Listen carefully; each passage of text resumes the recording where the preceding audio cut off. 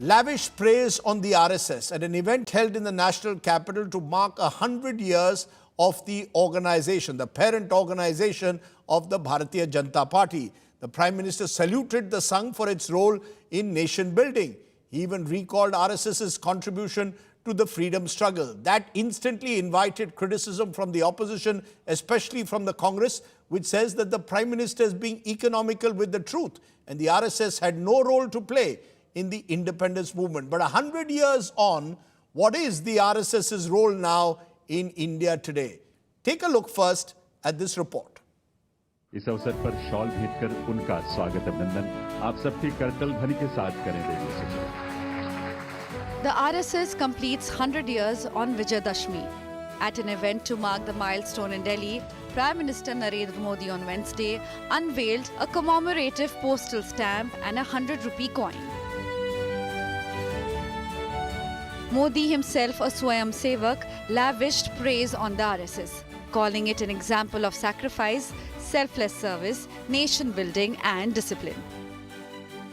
अपने गठन के बाद से ही राष्ट्रीय स्वयंसेवक संघ विराट उद्देश्य लेकर चला और ये उद्देश्य रहा राष्ट्र निर्माण। इस उद्देश्य की पूर्ति के लिए संघ ने जो रास्ता चुना वो था व्यक्ति निर्माण से राष्ट्र निर्माण। He described the organization as an avatar of national consciousness. ऐसे महान पर्व पर 100 वर्ष पूर्व राष्ट्रीय स्वयंसेवक संघ की स्थापना ये कोई संयोग नहीं था। ये हजारों वर्षों से चली आ रही उस परंपरा का पुनरुत्थान था। इस युग में संघ उसी अनादि राष्ट्र चेतना का पुण्य अवतार है। Prime Minister claimed that RSS suffered at the hands of British and faced persecution even after independence.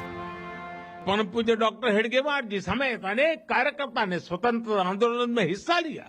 1942 में जब चिमूर में अंग्रेजों के खिलाफ आंदोलन हुआ तो उसमें अनेक स्वयंसेवकों को अंग्रेजों के भीषण अत्याचार का सामना करना पड़ा। हैदराबाद में निजाम के अत्याचारों के खिलाफ संघर्ष से लेकर गोवा के स्वतंत्रता आंदोलन और दादरा नगर हवेली की मुक्ति तक संघ ने कितने ही बलिदान दिए। Modi ended with a call to be vigilant against demographic changes that could damage the country's communal harmony. The Congress questioned Modi's claims about RSS. Party leaders posted messages about what Sardar Patel wrote about the RSS, an outfit the Iron Man banned after Mahatma Gandhi's assassination. RSS का गुणगान किस बात के लिए किया जाए? अंग्रेजों की गुलामी करने के लिए, तिरंगे का बहिष्कार करने के लिए, आजादी के महानायकों से नफरत करने के लिए, बाबा साहब को अपशब्द कहकर उनकी फोटो जलाने के लिए, संविधान की प्रतियां फूंकने के लिए, देश के पहले आतंकवादी और महात्मा गांधी के हत्यारे नाथूराम गोडसे को प्रेरित और पोषित करने के लिए। किसी ने ठीक ही तो कहा है, जो देशभक्त थे वो जंग में गए, जो गद्दार थे वो संघ में गए।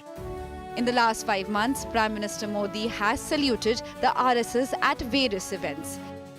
On RSS chief Mohan Bhagwat's 75th birthday, he described him as the most transformative leader the Sangh has had. Prime Minister Modi's glowing tributes notwithstanding, the RSS legacy is still a topic of heated debate.